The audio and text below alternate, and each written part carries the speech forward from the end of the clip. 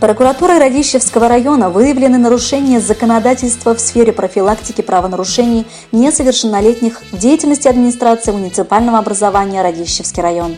Проведенная проверка выявила факты ненадлежащей работы комиссии по делам несовершеннолетних и защите прав при администрации муниципального образования Радищевский район, которая в рамках возложенных нормами действующего законодательства полномочий по координации деятельности всех органов и учреждений системы профилактики фактически самоустранилась от этой обязанности.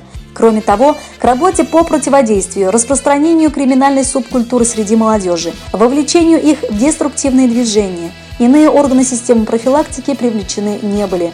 Действенный механизм выявления и предотвращения фактов данной асоциальной субкультуры не разрабатывался. В этой связи прокурор района потребовал от главы администрации муниципального образования Радищевский район в представлении незамедлительно принять меры к устранению выявленных нарушений, исключив аналогичные впредь, и привлечь к строгой ответственности всех виновных должностных лиц.